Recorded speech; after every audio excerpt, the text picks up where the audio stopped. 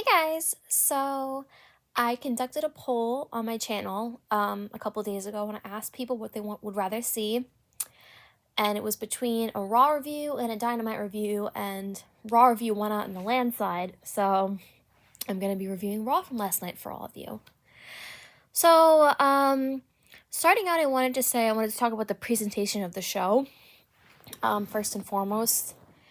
I don't want to be overly negative. I kind of want to be like, fair and balanced, like Fox News, fair and balanced. So I don't want my reviews to be overwhelmingly negative. So I want to start out with a positive for Raw. Raw wasn't a full 3 hours. It was 2.5, which doesn't seem like a lot, but it honestly makes a pretty big difference. It's much more tolerable when it's 2.5 hours versus 3 hours. So this episode of Raw took place a few days ahead of Saturday night's main event and 2 weeks before the Royal Rumble. Now, okay, I have not watched wrestling or Raw since 2017.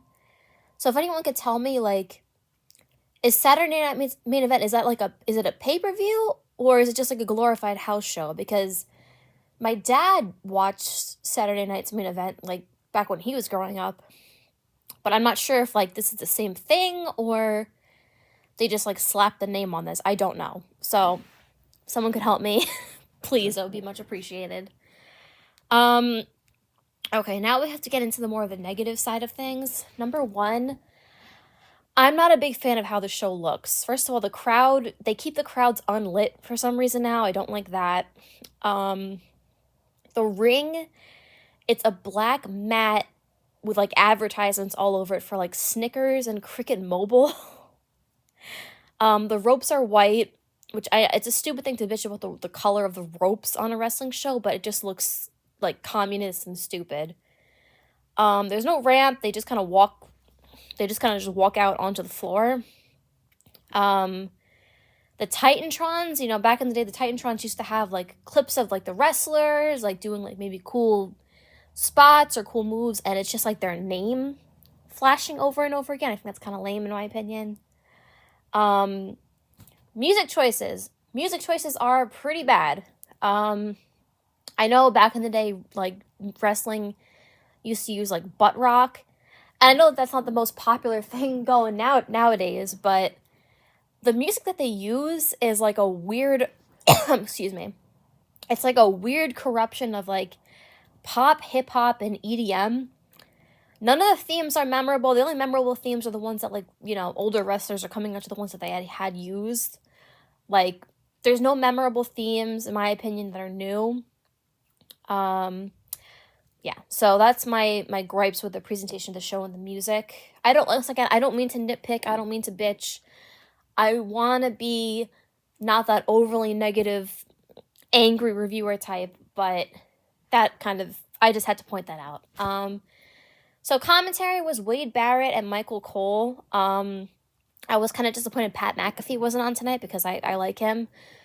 They were mostly fine. I was just kind of surprised at how old they both looked. They both looked like they aged about 10 years and maybe 3 or 4. But JBL did come back to call a match, and I'll get to that later. But I was kind of sad he didn't get any kind of reaction from the crowd, really, from what I saw. Anyway, so we kick off the show, and our first segment is Nia Jax attacking Rhea Ripley backstage. Rhea Ripley is walking out with the women's championship, and then she gets attacked, a sneak attacked by Nia. But here's the thing here. She wasn't attacked, from behind. She was attacked from, the side. So I don't know how Rhea would not have seen that, especially someone like Nia Jax. How do you not see them coming at you? I don't know if there's a feud going on, or if this is just kind of Nia's character, just go up to people and attack them, or if this makes any sense at all. I don't know. I'm probably not going to be reviewing Raw every week, but I do want to review an occasional show so I kind of know what I'm talking about here. So if there's something I'm missing, I'm sorry, I don't know. So yeah, that was that, and they're gonna follow up on that later. Okay, so the next segment, we had Jey Uso and Gunther facing off. So Jey Uso comes out, and I didn't know this, But he's like super over with the crowd now. They called him main event Jey Uso, so I guess Jey Uso's like a big deal. My question is, what happened to Jimmy? Is he on SmackDown? Is he like the Jannetty? Like, I'd kind of like to know, because like before, when I was watching, I could barely tell them apart. So what makes Jey like superior to Jimmy in this instance? But anyway, his thing is apparently saying yeet. Like, he's got sunglasses and a shirt that say yeet. And the crowd was doing like some dance with like their arm. Like, it looked like the Baby Shark dance or something like that. Cole starts trying to do it, and Barrett tells him like that's fucking horrible, which Barrett read my mind there. That was really awful to see. So Jey is the #1 contender for the World Heavyweight Championship. And the World Heavyweight champion right now is this guy named Gunther. So anyway, they're gonna have a title match on Saturday night's main event. So I guess maybe I guess this is like actually like a special show. I don't know. Anyway, Gunther comes out. He's wearing a 3-piece suit and dress shoes with no socks, which really annoyed me. Cole talks about how he's a legitimate athlete and that he doesn't feel like wrestling should have like entertainers in it. So I guess that's his gimmick. He's like a real athlete. That we haven't seen that about 1 billion times before. He says that Jey Uso is not a real competitor and doesn't deserve to be fighting for the title. Jey starts demanding respect from the crowd and starts hyping them up. And they seem to like him. I don't know. Is he generally this over, or was this just the crowd in Houston? I don't know. Anyway, Gunther gives Jey a beat down. Jey kicks him out of the ring, and then they both make their exit. Once again, I don't know if this is like a feud or if they're just fighting for the title, or if this is a storyline. I thought the segment was okay. I think kind of like Jey Uso. I think he's charismatic. I always kind of like the Usos. Even as a tag team, I always liked them. I think he's very charismatic, honestly. I was surprised at how charismatic he was. Segment number 3. Okay, so we're backstage with the New Day. So the New Day is apparently still a thing. The New Day was a thing back when I was still watching in like 2015. So I guess they're still a thing. They kicked Big A out of their group, so now like the one guy that I actually liked is gone. So they run into JBL backstage, and he's going to be the guest commentator for their match that they're going to have against Rey Mysterio. They start off, they're saying if you put us over, we'll give you cash or something like that. They tried to bribe him for putting them over, and JBL basically told them that they suck ass and that Big A is better than both of them, which is 100% true. It's kind of a stupid segment. I didn't really get it. Segment 4, Bayley had a backstage interview. So, Bayley's backstage, and she's got, like, ridiculous purple-dyed hair. She announces that she'll be returning to Raw and will be in the Women's Royal Rumble, like anybody gives a shit. Nia Jax came in, and her mic was cut off, like, the first half of the segment, so I don't know what she said. I don't like Nia Jax. I just don't.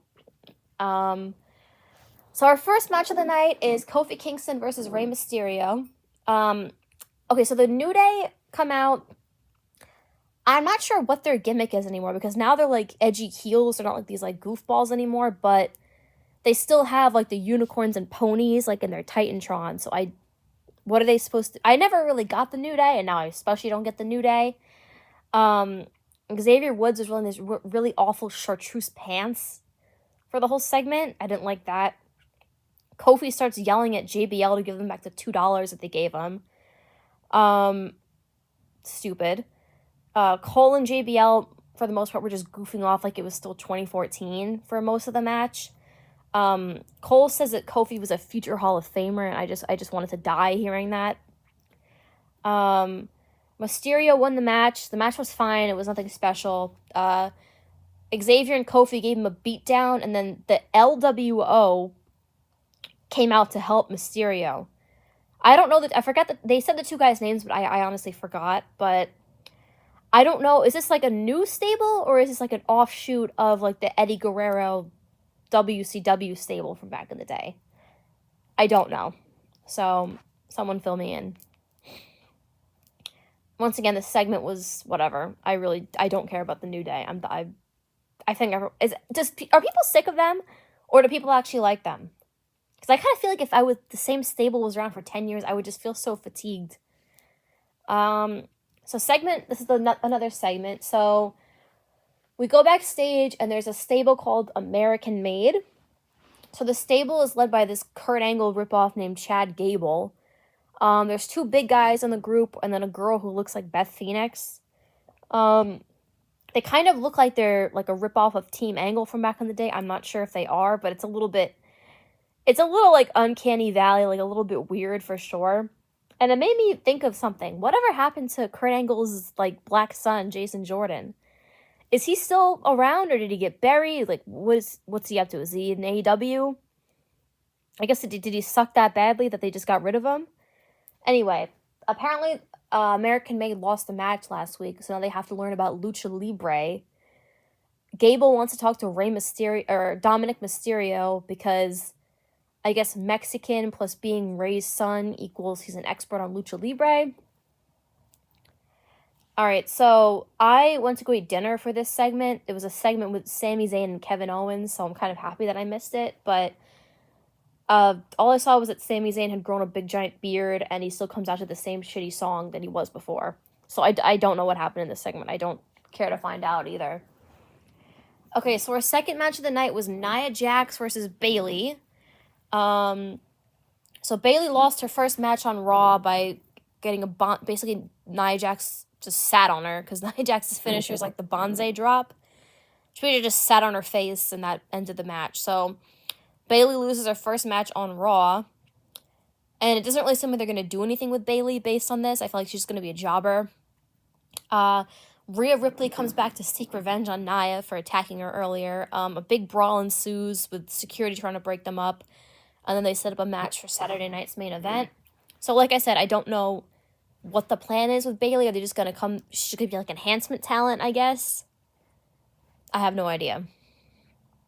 It seems weird for her to lose. I guess, like, her losing against Nia is not really believable, but, like, it seems weird to have her lose her first match back on the show. So we go back to backstage, and Chad Gable's with the Judgment Day backstage. He's talking to Dominic. Horrible acting ensues. This whole thing was just, I think it was, like, stupid and pointless. Just a dumb 2 segments of this just to fill in the gaps between the show. Which is another example of why a 3-hour show is way too long. So then there's a vignette for the Women's Intercontinental Championship. Honestly, a big flaw with WWE nowadays, in my opinion. Once again, I don't want to be overly negative. I'm trying to be positive here, but a big flaw that WWE has right now, in my opinion, is that they're so, like, overly bloated with championships and titles to where, like, it doesn't really matter, because it seems like there's titles for anybody now. Like, there's a title for everything. So I don't really see it necessary as to why they need to have a women's IC title match. Anyway, so then they show clips of the match that included a suplex off the apron, but that wasn't the finish. Now, this is probably an unpopular opinion, especially nowadays, but I don't like it when, like, during a match, they kind of, like, will use up all the flashy moves and stuff that they have for things that aren't as important. So, like, that was just, like, a transitionary move in the match. It wasn't the finish. So, like, why are you, like, blowing your wad and doing all these flashy moves for something that people aren't gonna, like, necessarily even remember as, like, a finish or, like, part of a big match?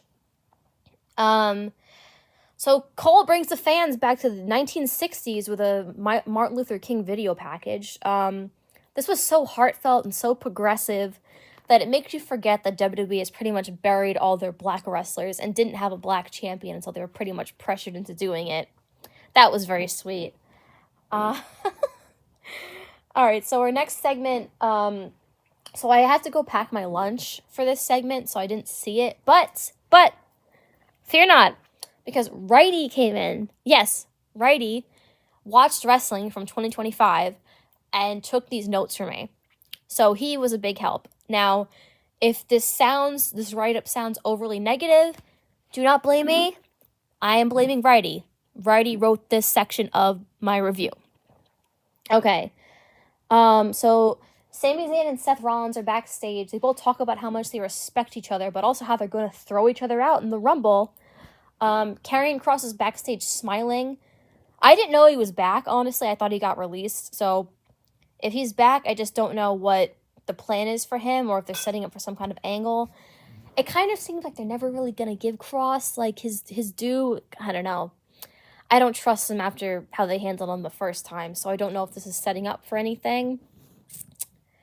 So Righty also wrote the review for this section. So it was a match with Penta and Pete Dunne, but Righty called Penta Psychosis, which really confused me because I thought that Psychosis was actually back, and I was, like, so confused for a second because I was like, why is nobody talking about this? But, so this is Penta's second match ever in WWE. Cole informs us that Dunne cut a promo off camera demanding respect, but the lights went out as he was talking. So I guess that means, like, they pretty much just have no plans for this Pete Dunne guy. Like, they just kind of buried him outright, even with the commentary. So because I can't think of any other reason why they would say that other than to just bury him. But Cole shills for WWE shop by telling us to buy Penta's mask. Apparently these two had a match back in 2017. I don't know if anyone saw that or where it even happened. Righty says that this match was littered with kicks and typical indie trash. There was no storytelling on display here.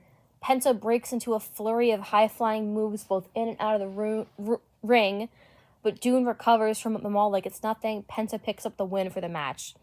So Righty didn't like the match. I didn't see the match. I can't tell you if it was good or bad.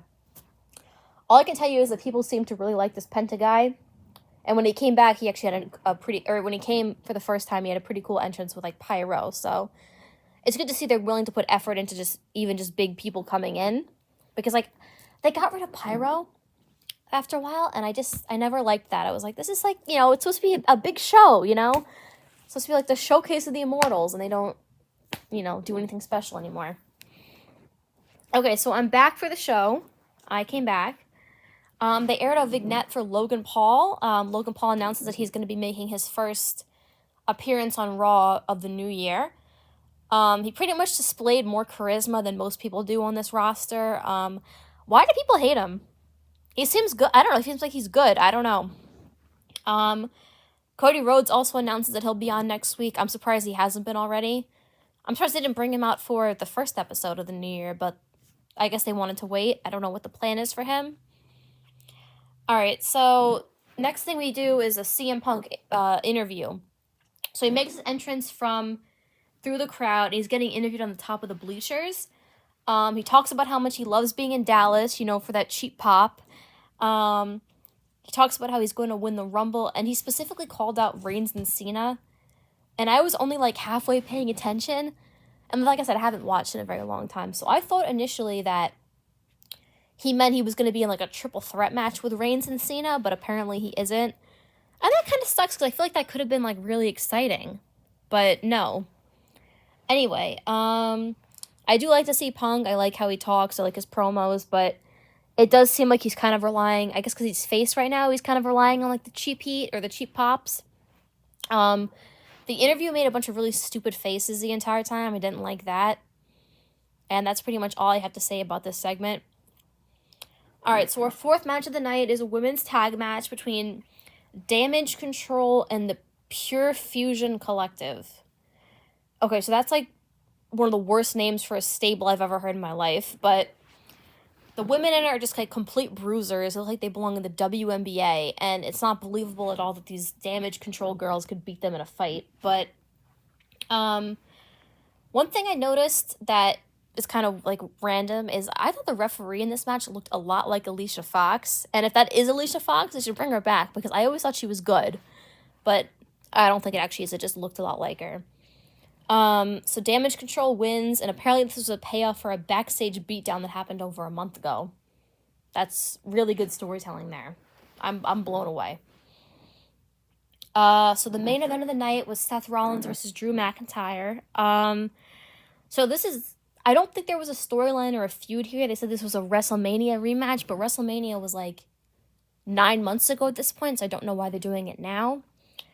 But anyway, Rollins comes out to a terrible song, and his Titantron says that he's revolutionary. I'm not sure how. Drew's entrance is like a lot less elaborate than it used to be, but it's still good. I still like Drew McIntyre. The match was pretty good. Rollins wins. McIntyre basically beats him up. Then Sami Zayn comes out to help Rollins, and he accidentally kicks him.